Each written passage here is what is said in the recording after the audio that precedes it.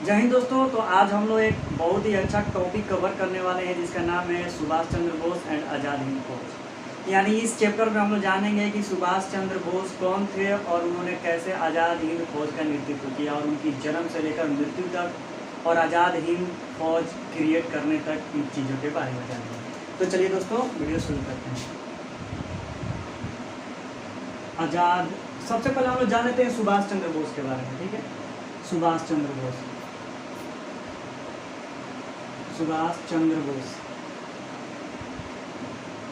तो इनका जीवनी जो है वो बहुत ही अच्छा है। ठीक है, और सुभाष चंद्र बोस जो व्यक्ति थे वो बहुत ही अच्छे थे।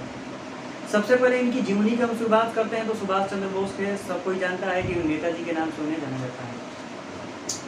सुभाष चंद्र बोस का जन्म 23 जनवरी को, याद रखिएगा 23 जनवरी। ठीक है, सुभाष चंद्र बोस का जन्म 23 जनवरी 1897 को हुआ था।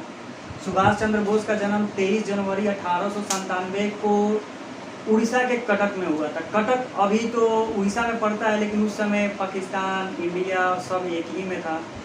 तो सुभाष चंद्र बोस का जन्म 23 जनवरी 1897 ईस्वी को कटक में हुआ था। ये इंडियन कोस्ट गार्ड के एग्जाम में बहुत दफ़ा पूछा था। ठीक है, कि कभी पूछता था कि सुभाष चंद्र बोस का जन्म कहाँ हुआ था तो कटक आपको बताना पड़ेगा, और कभी पूछ देता था कि सुभाष चंद्र का जन्म कब हुआ था तो जनवरी 1897 ईस्वी को ऑप्शन था, मेरे को याद था। मेरा 3 अक्टूबर को 2018 में मेरा एग्जाम था, तो उस दिन का डेट मेरे को याद है।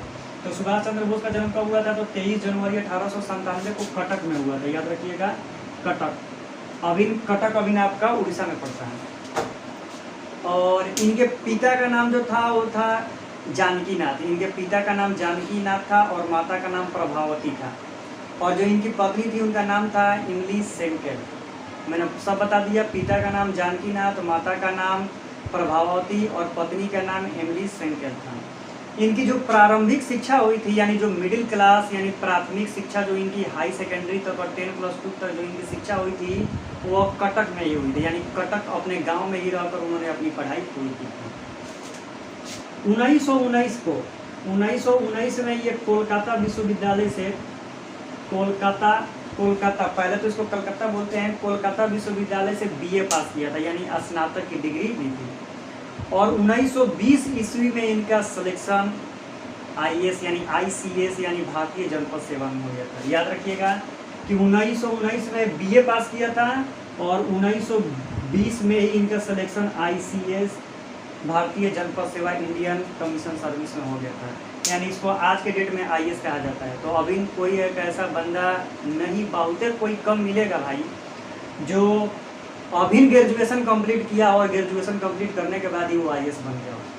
तो ये 1919 ईस्वी में कोलकाता विश्वविद्यालय से पास किए, बीए किए, स्नातक पास किए और 1920 ईस्वी में फर्स्ट अटेम्प्ट में ही ये आईएएस बन गए थे। अभी के ज़माने के आईएएस, उस जमाने में उसको आईसीएस यानी भारतीय जनपद सेवा कहा जाता था।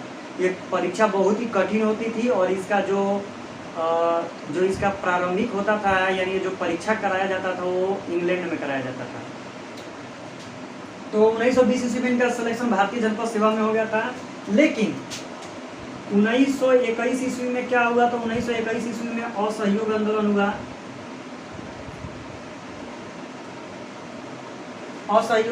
असहयोग आंदोलन जो 1921 ईस्वी में गांधी जी ने शुरू किया, तो ये बेचारे अपने आईएएस का नौकरी से त्याग पत्र देके असहयोग आंदोलन में सम्मिलित हो गए।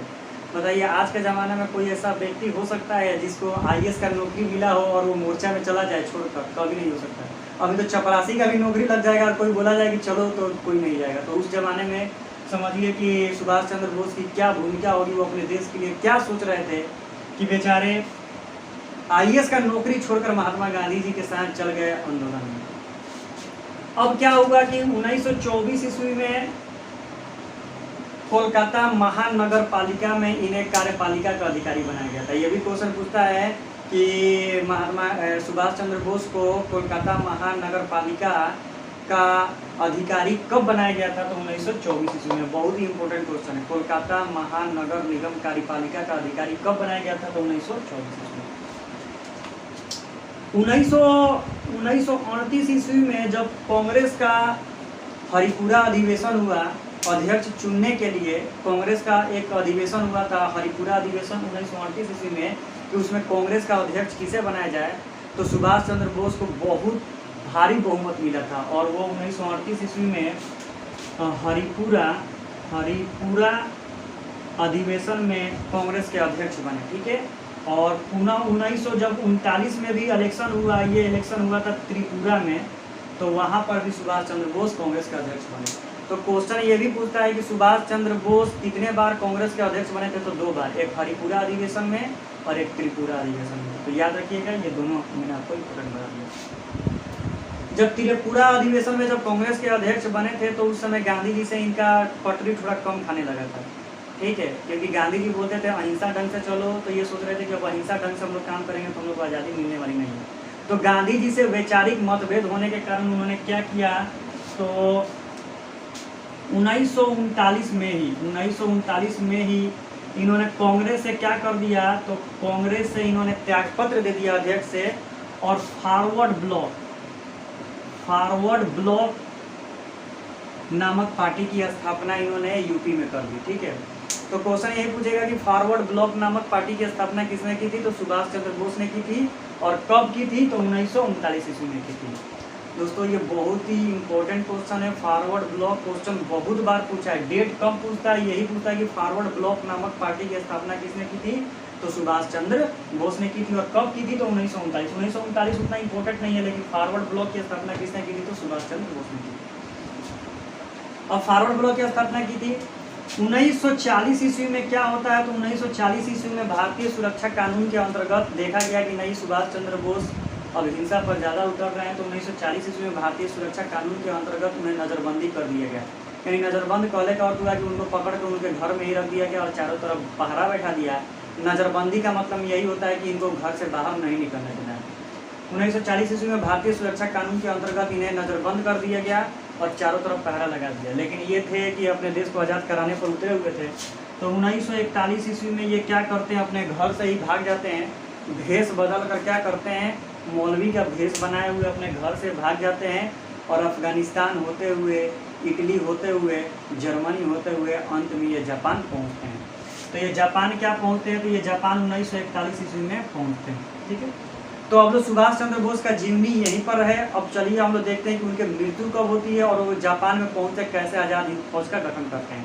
ठीक है, तो आज़ाद हिंद फौज का गठन ये करते नहीं है, बल्कि आज़ाद हिंद फौज का गठन कोई दूसरा आदमी करता है, और जब वो आदमी नहीं रहता है तो उसका संचालन इनको सौंप दिया जाता है। ठीक है, तो चलिए इतना तक आपको समझ में आ गया कि 1941 ईस्वी में वो क्या पहुँचे, तो अंत में जापान पहुँच गए। अब हम लोग पढ़ेंगे कि आज़ाद हिंद फौज का गठन कौन करता है, और ये 1941 ईस्वी में जब वहाँ पर पहुँचते हैं तो इनको ये आज़ाद हिंद फौज का कमांड यानी ब्रिगेडियर बना दिया जाता है कि लीजिए अब आज़ाद हिंद फौज को आप संभालिए।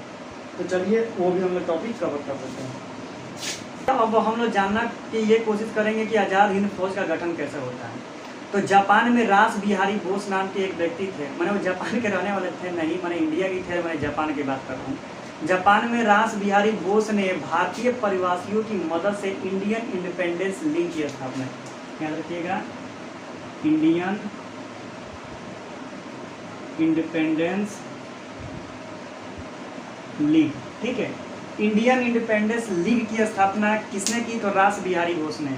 आपको ये नाम एकदम याद रखना है। ठीक है, रास बिहारी बोस, रास बिहारी बोस ने इंडियन इंडिपेंडेंस लीग की स्थापना की। जापान में इन्होंने भारतीय परिवासियों की मदद से इंडियन इंडिपेंडेंस। 1941 ईस्वी में क्या होता है, देखिए 1941 ईस्वी में जापान क्या करता है, तो उत्तरी मालदीवा पर आक्रमण करके और उसको क्या कर लेता है, तो ब्रिटिश सरकार से जीत लेता है। ये जापान क्या करता है, तो 1941 ईस्वी के उत्तरी मालदीवा पर आक्रमण करके उसको जीत लेता है। जीतने के बाद वहाँ का जो कैप्टन था उसका नाम था कप्तान मोहन सिंह।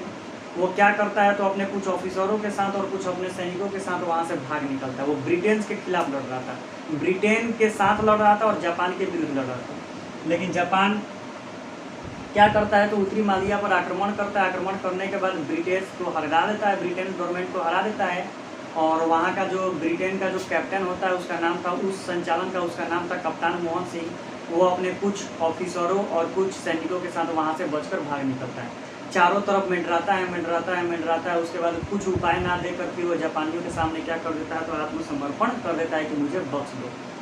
तो वहीं पर एक सिख साधु थे, ठीक है, सिख साधु थे जिनका नाम था गुरु ज्ञान प्रीतम सिंह, ठीक है। इनका नाम था गुरु ज्ञान प्रीतम सिंह, साधु गुरु ज्ञानी प्रीतम सिंह, ठीक है।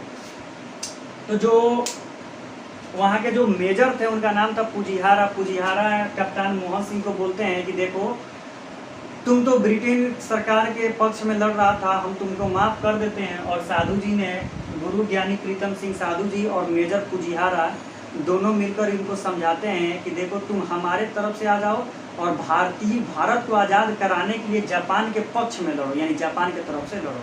तो ये जो ज्ञानी प्रीतम सिंह उस समय के बहुत जाने माने साधु थे। तो ये जब कैप्टन मोहन सिंह को समझाते हैं तो कैप्टन मोहन सिंह मान जाते हैं और भारत को आज़ाद दिलाने के लिए जापान की तरफ से लड़ना शुरू कर देते हैं। तो जापान की तरफ से लड़ते लड़ते ये क्या कर देते हैं, तो 1942 ईस्वी में जब सिंगापुर का पतन होता है, ठीक है, सिंगापुर को भी क्या कर देते हैं, तो जापानी लोग जीत लेते हैं। तो जब सिंगापुर का पतन होता है तो उस समय 40,000 सैनिक को बंदी बनाया जाता है। 40,000 जो सैनिक बंदी बनते हैं, ये सभी सैनिक को मेजर पुजिहारा क्या करता है, तो कप्तान मोहन सिंह को सौंप देता है, बोलता है कि ये लो 40,000 सैनिक लो। और वही 40,000 सैनिक लेकर कप्तान मोहन सिंह क्या करते हैं, तो 1942 ईस्वी में आज़ाद हिंद फौज का गठन करते हैं। तो क्वेश्चन में पूछेगा कि आज़ाद हिंद फौज का गठन किसने किया था, तो सब आदमी बोलते ददला के सुभाष चंद्र बोस। नहीं, आज़ाद हिंद फौज का गठन किसने किया था, तो कप्तान मोहन सिंह ने किया था। याद रहेगा ना कि आज़ाद हिंद फौज का गठन किसने किया था, तो कप्तान मोहन सिंह।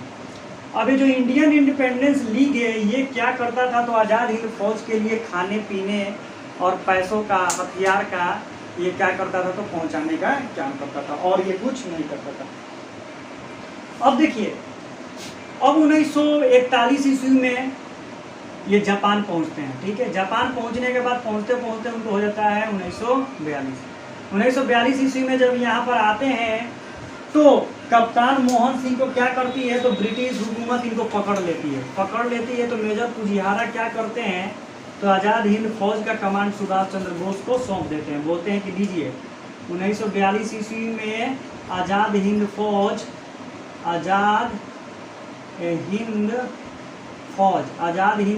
का मेजर किसे बना दिया जाता है, तो नियुक्ति किसे कर जाती है, तो सुभाष चंद्र बोस को सौंप दिया जाता है कि लीजिए अब आप आज़ाद हिंद फौज का नेतृत्व कीजिए। तो सुभाष चंद्र बोस आज़ाद हिंद फौज का कमांडर बनते हैं और वहीं पर सभी सैनिकों को संबोधित करते हैं और सब सैनिक उनको नेताजी कहकर संबोधित करते हैं। तो क्वेश्चन पूछेगा कि नेताजी सुभाष चंद्र बोस, यानी सुभाष चंद्र बोस को नेता की उपाधि कहाँ से मिली थी, तो उनको उपाधि ये जापान में सैनिकों द्वारा मिली थी। और वहीं पर वो बोलते हैं कि दिल्ली चलो, तुम मुझे खून दो, मैं तुम्हें आज़ादी दूंगा। याद रखिएगा, क्वेश्चन ये भी पूछता है कि दिल्ली चलो का नारा किसने दिया था, सुभाष चंद्र बोस ने दिया था। तुम मुझे खून दो, मैं तुम्हें आज़ादी दूंगा, किसने कहा था, तो सुभाष चंद्र बोस ने कहा था। तो यहीं पर क्या करते हैं, संबोधन करते हैं। संबोधन करने के बाद ये एक से बढ़कर एक कारनामा करते हैं। अंडमान निकोबार द्वीप पर भी आक्रमण कर लेते हैं, उसको भी ये जीत लेते हैं। उसके साथ साथ ये अंग्रेजों को अरकाना मोर्चे पर भी लड़ाई करते हैं, उसको भी जीत लेते हैं।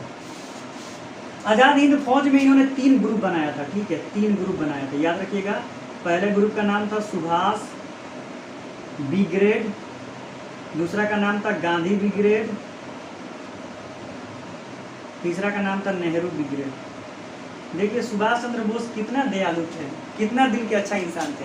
जिस पार्टी से, जिनसे उनसे झगड़ा हुआ था, गांधी जी से झगड़ा हुआ था, उनके नाम पर भी क्या करते हैं, तो पार्टी ग्रुप बनाते हैं। देखिए गांधी ब्रिगेड बनाते हैं। उनमें 3 उन्होंने ब्रिगेड बनाया था। उनके साथ साथ उनका जो आज़ाद हिंद फौज था उसमें महिलाओं की भी भर्ती होती थी और उसका जो नाम था, उसका नाम था झांसी रानी रेजिमेंट। क्वेश्चन ये पूछेगा कि सुभाष चंद्र बोस में जो महिलाओं की भर्ती होती थी वो कौन से रेजिमेंट में होती थी, तो झांसी की रानी रेजिमेंट में होती थी। तो ये बहुत कारनामा करते हैं, अरकाना मोर्चा को भी जीत लेते हैं, अंडमान निकोबार में भी ये अपना कब्जा कर लेते हैं। लेकिन 1944 ईस्वी में क्या होता है, तो द्वितीय विश्व युद्ध में जापान क्या होता है, तो बुरी तरह पराजित हो जाता है। जब जापान 1944 ईस्वी के आसपास बुरी तरह युद्ध में हार जाता है तो वहीं से आज़ाद हिंद फौज भी बर्बाद हो जाता है, यानी आज़ाद हिंद फौज का गठन भी वहीं से खत्म हो जाता है। अब आज़ाद हिंद फौज का गठन खत्म हो जाता है क्योंकि द्वितीय विश्व युद्ध में जापान हार गया तो ब्रिटिश हुकूमत के सामने सरेंडर कर दिया। तो अब सुभाष चंद्र बोस सोचते हैं कि अब हमको भारत को आज़ाद दिलाने के लिए, अब जापान तो कुछ कर नहीं सकता है, तो रूस से मदद मांगने के लिए क्या करते हैं, तो जापान से रूस जाते हैं। रूस में एक जगह है जिसका नाम है मंचूरिया की ओर जाते हैं। ये जाते हैं कितना, तो 18 अगस्त को, 18 अगस्त डेट आपका था 1943, एटलीस्ट यही डेट था। तो ये क्या करते हैं, तो वहाँ पर जाते हैं, ठीक है, वहाँ पर जाते हैं 18 अगस्त 1945 को। ये 18 अगस्त 1945 ईस्वी को क्या करते हैं, तो जापान से रूस की ओर रवाना होते हुए मंचूरिया की ओर जाते हैं। लेकिन ये 18 अगस्त 1945 को जब जहाज़ पर जाते हैं, विमान पर जाते हैं, तो उनका विमान लापता हो जाता है। लापता कहने का मतलब हुआ है कि वो विमान मिलता ही नहीं है, और उनका डेट यही बताया जाता है कि सुभाष चंद्र बोस लापता हो गए। उनको आखिरी दफ़ा 18 अगस्त 1945 ईस्वी को देखा गया था, उसके बाद वो नज़र नहीं आया, तो एटलीस्ट उनका मृत्यु यही बताया जाता है। तो देख लीजिए आज़ाद हिंद फौज का गठन कैसे हुआ और क्या हुआ। तो एक बार मैं आपको डिटेल में समझा देता हूँ। आज़ाद हिंद फौज सुभाष चंद्र बोस के बारे में समझा देता हूँ। सुभाष चंद्र बोस का जन्म 23 जनवरी 1897 ईस्वी में कटक में हुआ था। इनकी प्रारंभिक शिक्षा भी कटक में हुई थी। इनके पिता का नाम जानकीनाथ था, माता का नाम प्रभावती था और पत्नी का नाम इंग्लिश सेंकेल था। इनकी प्रारंभिक शिक्षा कटक में हुई थी। 1919 ईस्वी में ये कोलकाता विश्वविद्यालय से स्नातक की पढ़ाई किए थे और 1920 ईस्वी में इनका सिलेक्शन भारतीय जनपद सेवा यानी ICS में हो गया था। 1921 ईस्वी में जब गांधी जी असहयोग आंदोलन चलाते हैं तो उस समय ये भारतीय जनपद सेवा से त्यागपत्र देकर असहयोग आंदोलन में चल जाते हैं। 1924 ईस्वी में इनका सिलेक्शन भारतीय कोलकाता महानगर पालिका के अध्यक्ष के रूप में होता है। 1938 ईस्वी में कांग्रेस का हरिपुरा अधिवेशन में ये अध्यक्ष बनते हैं और पुनः 1939 ईस्वी में जब कांग्रेस के त्रिपुरा अधिवेशन होता है उसमें भी अध्यक्ष बनते हैं। गांधी जी से वैचारिक मतभेद होने के कारण ये कांग्रेस के अध्यक्ष से इस्तीफा दे देते हैं और 1939 ईस्वी में ही यूपी में उत्तर प्रदेश में फॉरवर्ड ब्लॉक नामक पार्टी की स्थापना करते हैं। 1940 ईस्वी में भारतीय सुरक्षा कानून के अंतर्गत इन्हें नज़रबंद कर दिया जाता है, लेकिन ये 1941 ईस्वी में अपने घर से भागकर अफगानिस्तान, इटली, जर्मनी होते हुए अंत में जापान पहुँचते हैं। जापान पहुँचकर ये आज़ाद हिंद फौज का गठन करते हैं। तो दोस्तों मैंने आई थिंक पूरा वीडियो में कवर कर दिया है।